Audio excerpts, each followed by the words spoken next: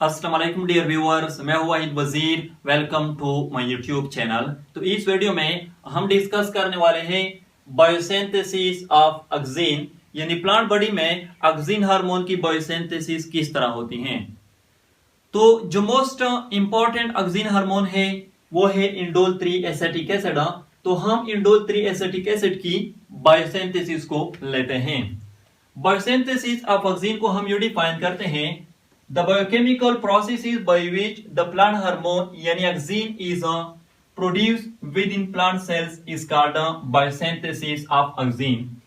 वो biochemical processes जिसके through plant hormone यानी ऑक्सीन ये प्लांट सेल के अंदर प्रोड्यूस हो जाते हैं, सिंथेसाइज हो जाते हैं, तो उसको बायोसिंथेसिस ऑफ ऑक्सीन कहा जाता है।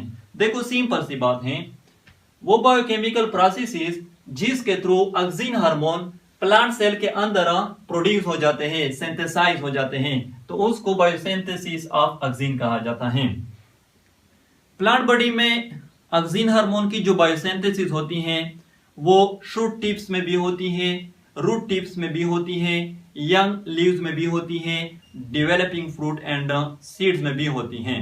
लेकिन shoot tips and young leaves में highest concentration of auxin hormone पाए जाते हैं। ऑक्सीन हार्मोन की जो बायोसिंथेसिस होती है वो टू पाथवेज के थ्रू होती हैं। फर्स्ट वन है tryptophan dependent pathway, second one है ट्रिप्टोफैन इंडिपेंडेंट पाथवे। तो जैसा कि नाम से जाहिर है, ट्रिप्टोफैन डिपेंडेंट पाथवे में ऑक्सीन हार्मोन की जो बायोसिंथेसिस होती है वो ट्रिप्टोफैन एमिनो एसिड पर डिपेंडेंट होती हैं। यानी इस पाथवे में ऑक्सीन हार्मोन की जो बायोसिंथेसिस होती है वो ट्रिप्टोफैन एमिनो एसिड से होती हैं। इस पाथवे में ट्रिप्टोफैन एमिनो एसिड जो है ये एज अ प्रिकर्सर यूज होता है ऑक्सीन हार्मोन की बायोसिंथेसिस के लिए। ट्रिप्टोफैन इंडिपेंडेंट पाथवे में ऑक्सीन हार्मोन की जो बायोसिंथेसिस होती है वो नॉन ट्रिप्टोफैन सोर्सेस से होती हैं, नॉन ट्रिप्टोफैन सोर्सेस से। लेकिन ट्रिप्टोफैन इंडिपेंडेंट पाथवे जो है इसका जो एग्जैक्ट मैकेनिज्म है वो वेल अंडरस्टूड नहीं है, लेस अंडरस्टूड है। इसलिए हम इस वीडियो में इस पाथवे की बात नहीं करेंगे, सिर्फ इस पाथवे की बात करेंगे, क्योंकि ये पाथवे जो है ये most well studied and widely accepted pathway हैं। ट्रिप्टोफैन डिपेंडेंट पाथवे में फर्दर 4 पाथवेज आते हैं: indole 3 pyruvic acid pathway, tryptamine pathway, indole 3 acetonitrile pathway, indole 3 acetamide pathway. तो पहले हम लेते हैं इंडोल 3 पायरुविक एसिड पाथवे को। ये जो पाथवे हैं ये इंडोल 3 पायरुविक एसिड पाथवे हैं।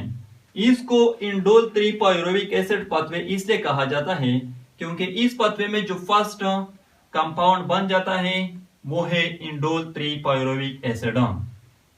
तो इस पाथवे में ट्रिप्टोफैन एमिनो एसिड जो है ये चेंज हो जाता है, यानी फर्स्ट स्टेप में ट्रिप्टोफैन एमिनो एसिड जो है ये चेंज हो जाता है इंडोल 3 पायरुविक एसिड में। और इस स्टेप में जो एंजाइम यूज होती है वो है amino transferase enzyme. Second step में इंडोल 3 पायरुविक एसिड की डीकार्बोक्सिलेशन हो जाती है, डीकार्बोक्सिलेशन, और ये चेंज हो जाता है इंडोल 3 एसेटल्डिहाइड में। और इस स्टेप में जो एंजाइम यूज होती है वो है डीकार्बोक्सिलेज एंजाइम।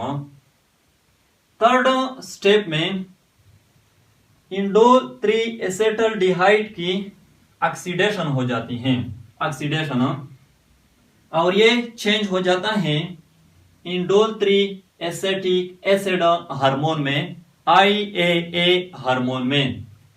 और इस स्टेप में जो एंजाइम यूज होती है वो है ऑक्सीडेज एंजाइम।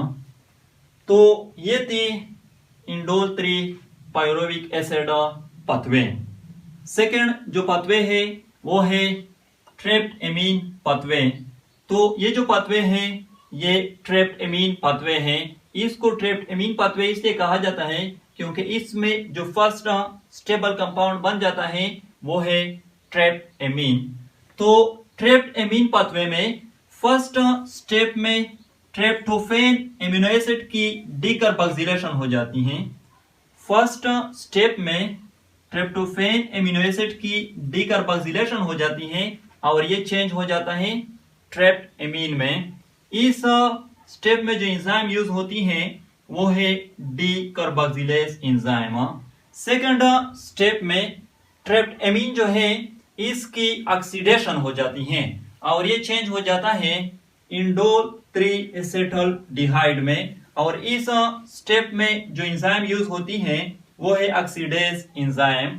थर्ड स्टेप में इंडोल 3 एसेटल्डिहाइड ये चेंज हो जाता है इंडोल 3 एसेटिक एसिड हार्मोन में, IAA हार्मोन में। और इस स्टेप में जो एंजाइम यूज होती है वो है डिहाइड्रोजिनेज एंजाइम। तो ये थी ट्रैप्ड एमीन पाथवे। थर्ड जो पाथवे है वो है इंडोल 3 एसेटोनाइट्राइल पाथवे। तो ये जो पाथवे है ये इंडोल 3 एसेटोनाइट्राइल पाथवे है। इसको इंडोल 3 एसेटोनाइट्राइल पाथवे इसलिए कहा जाता है क्योंकि इसमें जो फर्स्ट स्टेबल कंपाउंड बन जाता है वो है इंडोल 3 एसेटोनाइट्राइल। यानी इस पाथवे में फर्स्ट कंपाउंड जो बन जाता है वो है इंडोल 3 एसेटल्डाक्सिम, लेकिन ये अनस्टेबल होता है। जो स्टेबल कंपाउंड बन जाता है फर्स्ट वो इंडोल 3 एसेटोनाइट्राइल है। तो इंडोल 3 एसेटोनाइट्राइल पाथवे में फर्स्ट स्टेप में ट्रिप्टोफैन एमिनो एसिड जो है ये चेंज हो जाता है इंडोल 3 एसेटल्डाक्सिम में। और इस स्टेप में जो एंजाइम यूज होती है वो है mono oxygenase enzyme. Second step में इंडोल 3 एसेटल्डाक्सिम ये चेंज हो जाता है इंडोल 3 एसेटोनाइट्राइल में। इस स्टेप में जो एंजाइम यूज होती है वो है डिहाइड्रेटेज एंजाइम। थर्ड स्टेप में इंडोल 3 एसेटोनाइट्राइल जो है ये चेंज हो जाता है इंडोल 3 एसेटिक एसिड हार्मोन में, IAA हार्मोन में। और इस स्टेप में जो एंजाइम यूज होती है वो है नाइट्रिलेज एंजाइम। तो ये थी इंडोल 3 एसेटोनाइट्राइल पाथवे। फोर्थ जो पाथवे है वो है इंडोल 3 एसेटेमाइड पाथवे। तो ये जो पाथवे है ये इंडोल 3 एसेटेमाइड पाथवे है।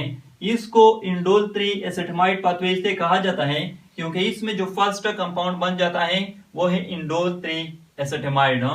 तो इस पाथवे में फर्स्ट स्टेप में ट्रिप्टोफैन एमिनो एसिड जो है ये चेंज हो जाता है इंडोल 3 एसेटेमाइड में। और इस स्टेप में जो एंजाइम यूज होती है वो है mono oxygenase enzyme. Second step में इंडोल 3 एसेटेमाइड की हाइड्रोलाइसिस हो जाती है, हाइड्रोलाइसिस। और इंडोल 3 एसेटेमाइड जो है ये चेंज हो जाता है इंडोल 3 एसेटिक एसिड हार्मोन में, IAA हार्मोन में। तो इस स्टेप में जो एंजाइम यूज होती है वो है हाइड्रोलेज एंजाइम। तो ये थी इंडोल 3 एसेटेमाइड पाथवे। ये थी बायोसिंथेसिस ऑफ ऑक्सीन या biosynthesis of indole 3 acetic acid. I hope आप लोगों को वीडियो अच्छी लगी होगी। Thank you.